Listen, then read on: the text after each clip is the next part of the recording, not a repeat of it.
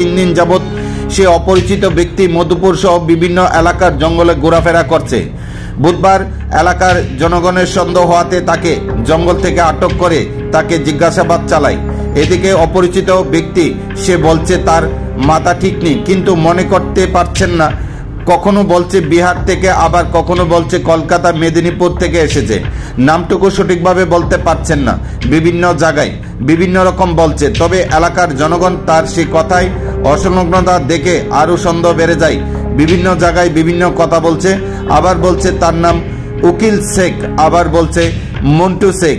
এদিকে এলাকার জনগণ আরও বলেন, রাজ্যের বিভিন্ন জায়গায় অনেক অপরিচিত ব্যক্তি এসে অনেক অঘটন ঘটাতে পারে। গত 1 বছর পূর্বে মধুপুর এলাকায় মুসলিম পাড়াতে এক অপরিচিত ব্যক্তি এসে একটি শিশুকে নিয়ে পালিয়ে যাওয়ার চেষ্টা করেছিল। পরবর্তী সময় তাকে আটক করে গণধোলাই দিয়ে পুলিশের হাতে তুলে দিয়েছিল, যার পরিপ্রেক্ষিতে তাদের আরও বেশি সন্দেহ বেড়ে যায়। পরে মধুপুর থানার খবর দিলে পুলিশ এসে তাকে থানায় নিয়ে যায়। এদিকে মধুপুর থানার অফিসার বলেন, এলাকার জনগণের সন্দেহ হওয়াতে তাকে পুলিশের হাতে তুলে দেওয়া হয়েছে। তদন্তের পর আসল রহস্য বেরিয়ে আসবে বলে ধারণা পুলিশের।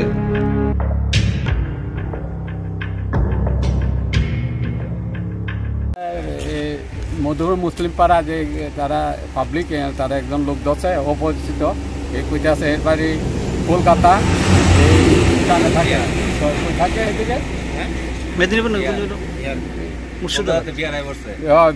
বিহার থাকে।